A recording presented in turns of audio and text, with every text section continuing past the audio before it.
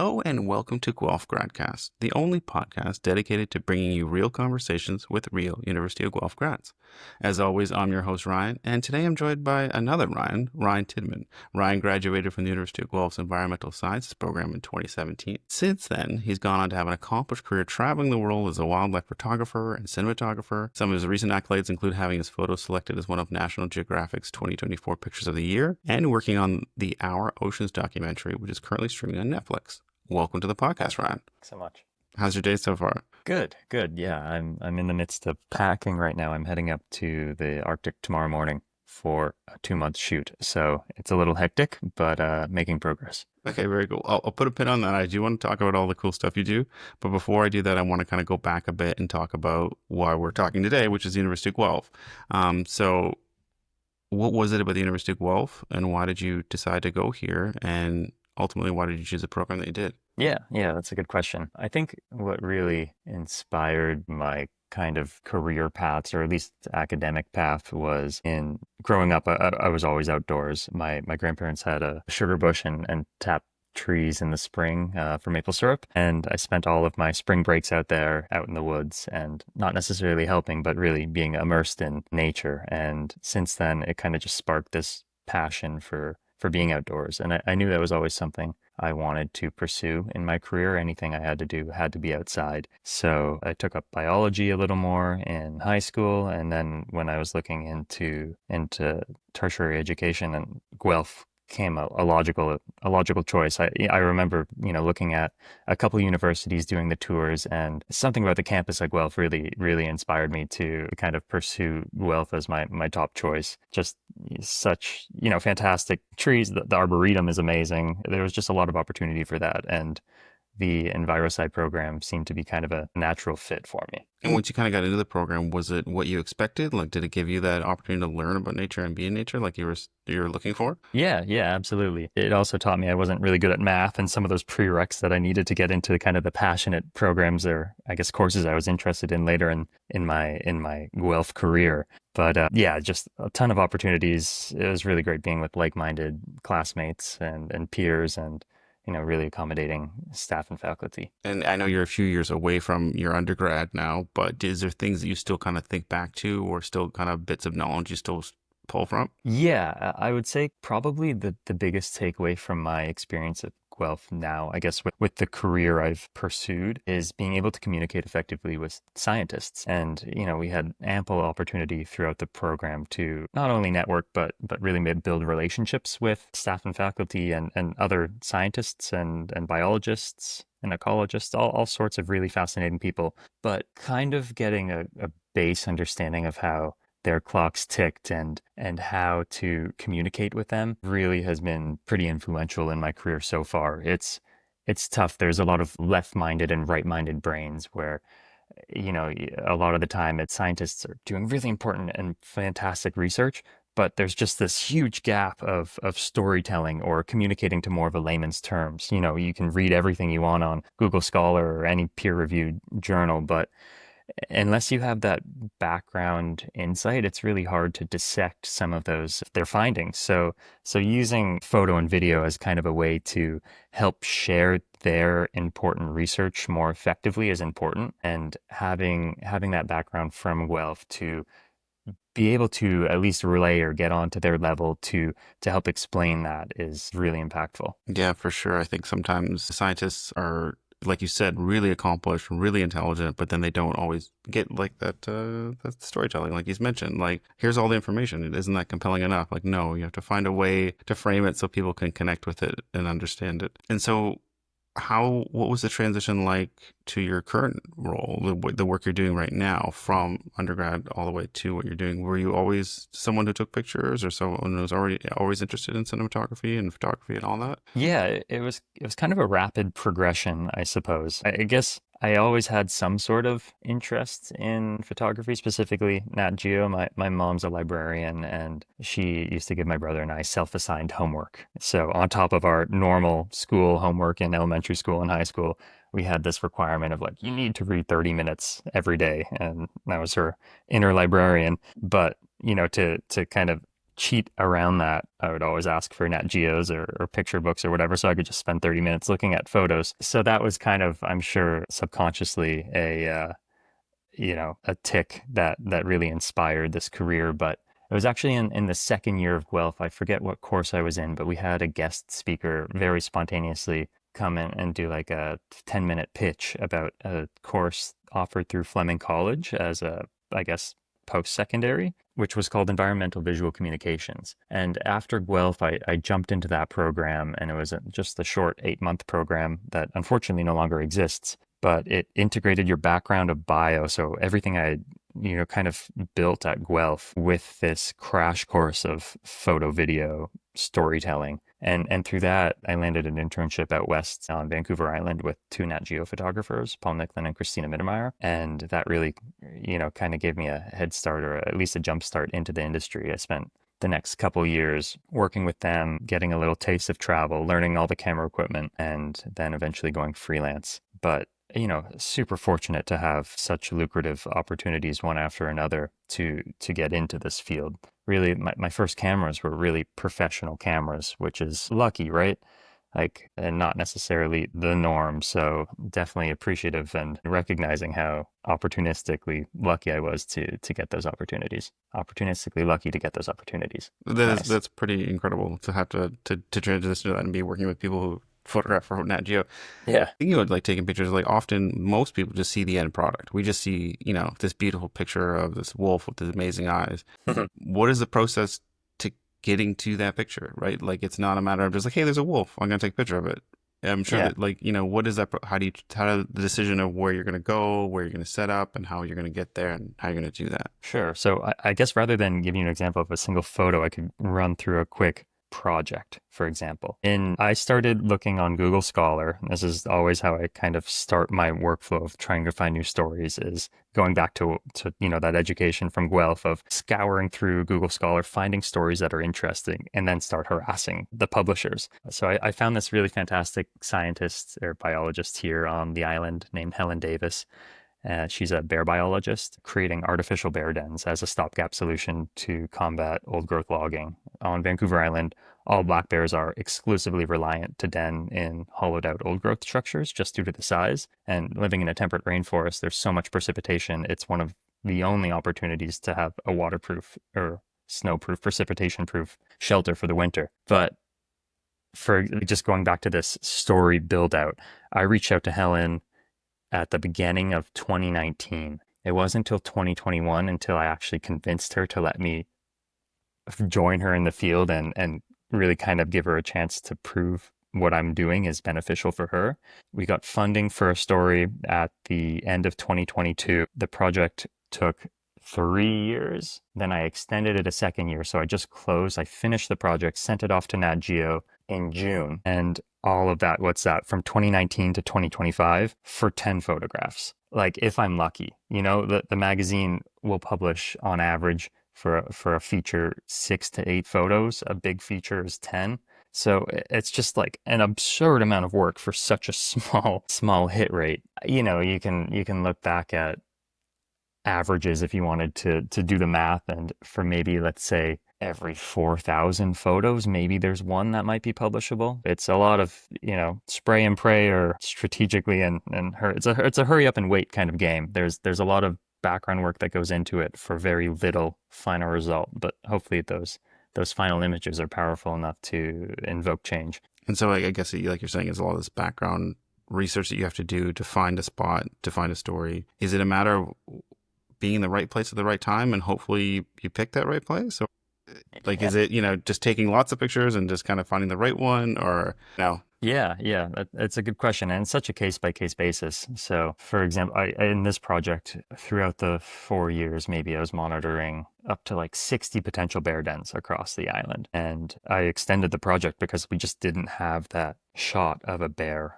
and a tree, which seems like it should be the easiest shot in the whole project. That's each camera, let's say, is firing 3,000 images. Half of them or 2/3 of them are false triggers or whatever. Through all of that, there's 2 photos. There's 2 photos on camera traps over a course of 3 winters of 60 different dens.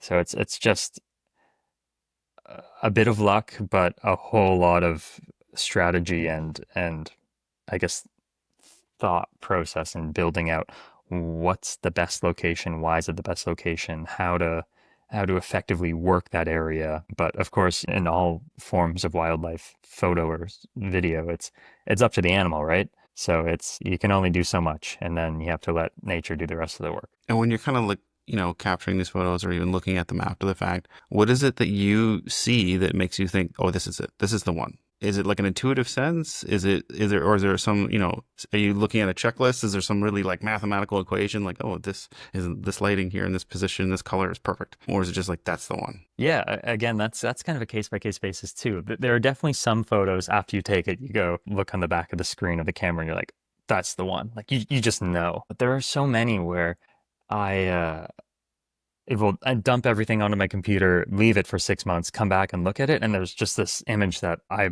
obviously have looked at in the past, but it didn't kind of spark anything at the time. And then having some time to sit on it, think about it, come back, look at it, and see where that would necessarily fit into a story to help tell, someone like Helen's story more effectively. You realize you have these other images that you might have thought nothing in the past, and then they end up being kind of the best of the best. And so your Nat Geo, the one that was chosen as a part of the pictures of the year, if it's called A Fertilizing Frenzy, is that the title of the picture? I think that's what they Or is named it it. just Yeah. kind of how you describe? Okay, what was the process like for that? Was that same kind of experience? Where you're like, oh, this is it. Like this is a great picture. Like, and for listeners, I'll try and either include a link or show the picture. But essentially, it's kind of like an overhead shot, and there's like this swirling kind of greeny, almost looks almost like smoke if you're not sure what you're looking at, and then you see a little speck, and it's actually a sea lion. And really, what you're looking at, you realize the scale of it, and it's this really interesting, yeah, swirling clouds or almost, but it's actually the water. It's actually all these fertilizing eggs and all that, right? So I That's tried to good. describe as best as I could, but what was was that a kind of situation where you're like, oh, that's an amazing picture. Yeah, so that's my story on Pacific herring, which I also just submitted to Nat Geo, and that was another 3 4 year project. And Pacific herring comes annually to spawn on the coast of British Columbia through, I guess, the Pacific Northwest up to Alaska, some spot spawns down in Washington. And it's this short, maybe 1 month window if you're lucky, where this cold, barren Pacific Ocean kind of turns into like the Serengeti of the West. Like the herring come in and then every single animal you can imagine follows it. It's just this feeding frenzy. It's for a lot of these animals, it's their first real opportunity for a protein hit in the new year after enduring this cold, wet, coastal rainforest winter, right? So when the herring come in, really it just kind of like sparks this amazing spectacle. And what you're seeing from that aerial perspective is actually the male herring milt coming to fertilize the eggs, hence the fertilizing frenzy. So that story, I guess, has been told a few times before in the past. But what really unlocks it is an aerial perspective. And a lot of the time you can pick it up from the drone. And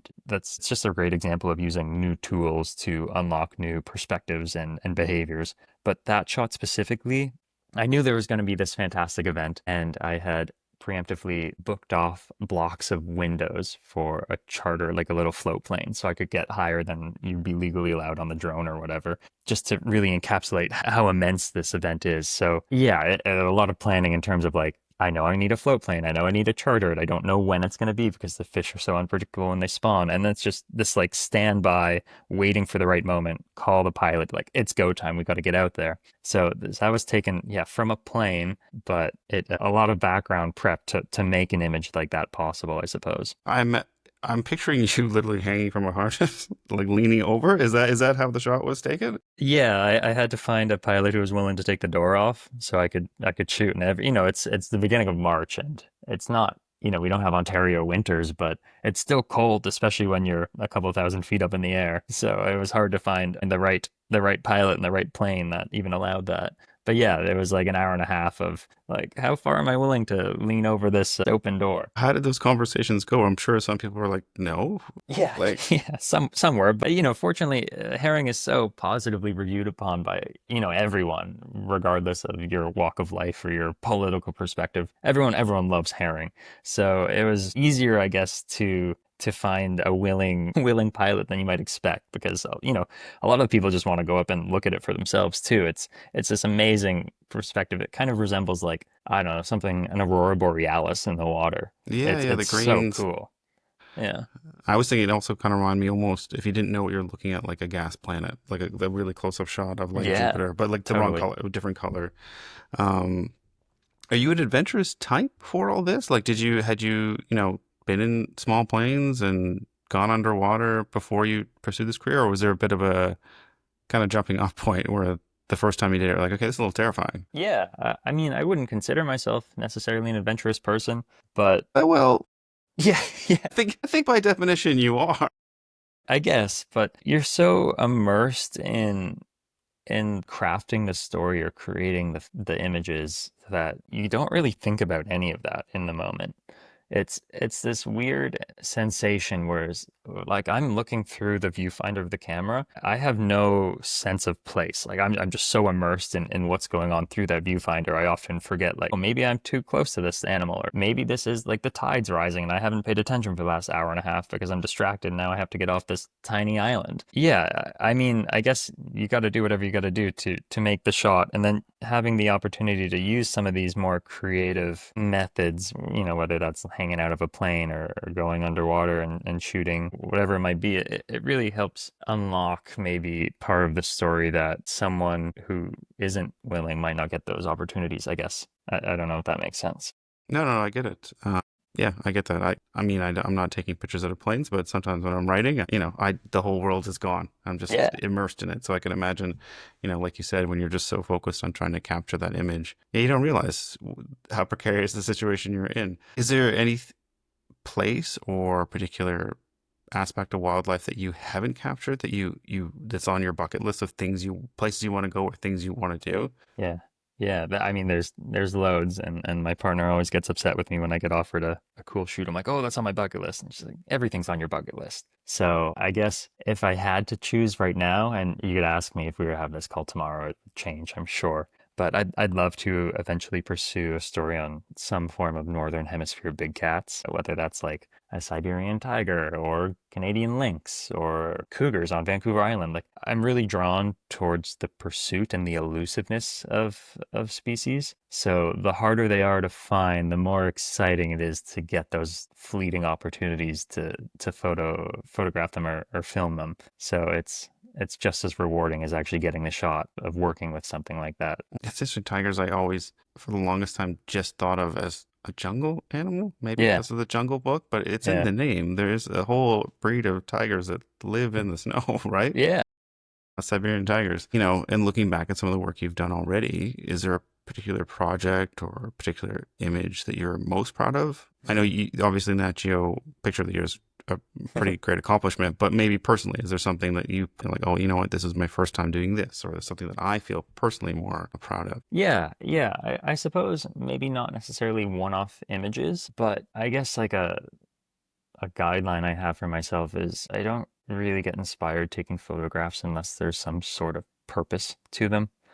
And, one-off images are great, and sometimes they make me money, which is even better. But I'm most proud of completed stories that actually influence change. I did a story on Vancouver Island marmots a few years ago, which was very fortunately a cover story for Canadian Geographic. But it's about this species of marmot that's critically endangered. The rarest, it's the smallest remaining amount of populace of any mammal in Canada. They're pretty much near the brink of extinction. In the early 2000s, there were something like 50 individuals, and now the Recovery Foundation's made it to like 250, which is fantastic, but by no means does that mean they're in the clear. But being able to share a story like that, or my bear story or herring, something that, yeah, is important, just to actually like create change or make these images actually do something. So from marmots, it raised a lot of awareness. People started donating, and that eventually inspired a sequence in Netflix's Island of the Seawolves, where there was a whole marmot like silhouette in the series, which was really great. Which then, I guess, garnered more attention towards marmots and then raised more money to continue the conservation efforts. So yeah, what like photos that I like the most, or my favorite images, are the photos that actually help influence conservation or restoration or some form of awareness to help, I guess, impact the species I'm photographing. And so, yeah, that's really important. I think, yeah, it's just seeing it, right? Like, I think, the famous turtle with the straw in its nose, that kind of imagery and all that, Hmm. I think that Hmm. moved a lot of people to realize, oh, wait, maybe I don't need 10 plastic containers or 10 plastic cups. Hmm. But yeah, I think what you're saying is really important because you need to tell people, you need to show people these things that maybe they're not, haven't seen before or understand. Other than marmots, is there a particular animal that you just absolutely love for taking like photography of? Yeah, I mean, I've loved photographing bears in dens, which is probably because it goes back to that thing where it's you're pursuing this very elusive and now what I understand as being like very challenging to get image or just sequence of events. And Helen and I, the biologist, we've already chatted. We're like, oh, we're gonna give them a break now and give them their space. I'd love to continue doing that. It's just it's so addicting, and camera trapping in general is so fantastic because it's this way to kind of unlock a non-invasive like you can be a fly on the wall in these animals' lives and you set it up, you leave, it does everything for you, and you kind of like make these dream images and just hope an animal comes through and triggers that camera in the right place in the right time. And it's just it's so exhilarating to come back and then like scroll through and like, oh, what did the camera pick up? And 99% of the time it's nothing or a bear's eaten it or whatever.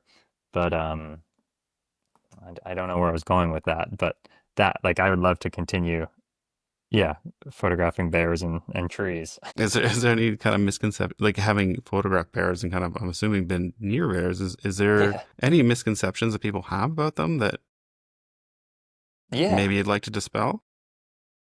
Yeah. I mean, people who are scared of it depends. Of course you don't never want to like create a problem there with them eating garbage or getting into communities and getting habituated with people. That's never normal and it never should be normal. But like it's like most species that I've worked with is if they are some form of predator or an apex predator, they have no interest in you. That's the least of their priority. For example, like grizzly bears fishing on salmon, like you could walk up to one, not you should never do that, but you could, and they're just like so focused on their world that it's like a non-issue for them. But yeah, it's just bears are definitely have this bad aura around them of being dangerous, and of course they can be, but it's never their interest to have to do that. And you should never put any animal in a position where they have to become defensive or Yeah. aggressive. I find sometimes when I look at images of bears, especially when they're in a relaxed state, they just look so unassuming. Like they like I should be able to go scratch them behind the ears. Like this it seems like a cuddly teddy bear. Like this Yeah. is I don't know why people are freaking out. I also kind of always view them as giant raccoons. I don't know if that's accurate, Yeah. Yeah. Yeah. but in terms of their what they like to eat and how they behave and move around. And so one thing I want to ask you about, and because I've seen this term used, but I'm hoping you can kind of speak to it, is what is blue chip programming and how does that relate to kind of the work that you're doing? Yeah. So I guess blue chip is just a way to describe a high-end production. So blue chip natural history would be Our Oceans, for example, the series I worked on, rather than more of run and gun documentary style of filmmaking. So there's a lot more cinematography perspective built into it. Of course, it's all animal based and natural. You get what you get, but there's a lot more thought into how the shots are created and what the storyline will be. Hmm. Yeah, and you can see that in your photography. Like it has that quintessential National Geographic look. I can't quantify it, but I just know when I look at it, like it's just these high fidelity images that just are like stunning. It's not just like, taken with an iPhone.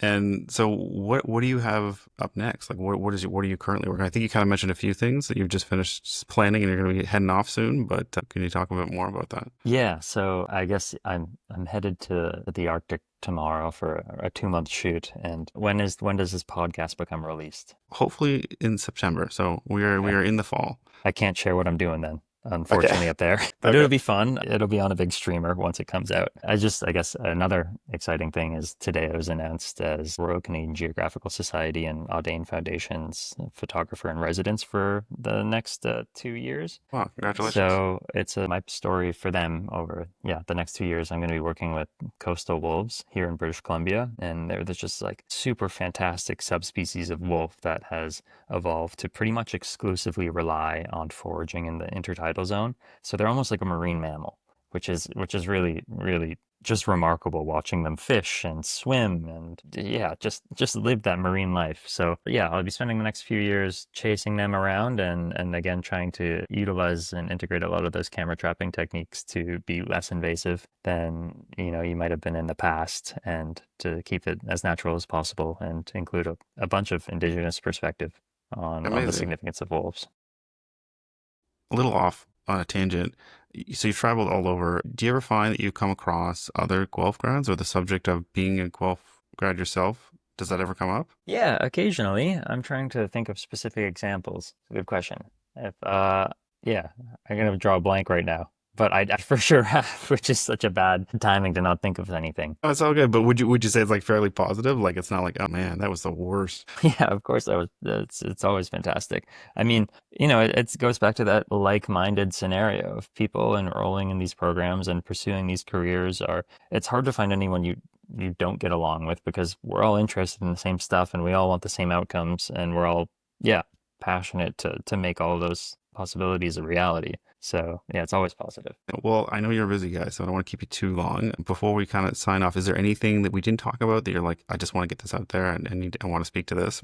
Or maybe one last piece of advice that you want to give to maybe a prospective student or someone who's considering your program or maybe wants Yeah. to follow your career path? But yeah, I think in terms of, I guess, environmental communication, it's a growing field and it's something that's so important that is hopefully being recognized more and more often. It's really integral. If you're a scientist, if you're a storyteller, like it's just such an important collaboration that is frequently neglected because both parties gain from it and it's so influential and heightens everyone's work and makes it much more accessible to everyone. So if you ever have the opportunity to have a photographer come share your story or to approach a scientist doing really fantastic work, do it. The worst people can do is say no. And then even then you can keep messaging them, which I do frequently. I think one of the best pieces of advice I ever got about trying to find a job or my career was don't be afraid to follow up. Because Uh-huh. sometimes people aren't ignoring you. Sometimes they just forget. And if you follow up, if you don't follow up, you could lose that opportunity. And so I think it's really important. And so if folks want to learn a bit more about you and your work, where can they find you? Yeah, I'm on all the social medias with the handle Ryan Tidman, and I also have a website, ryantidman.com. Pretty straightforward. And yeah, Awesome. feel free to reach out if you have any questions.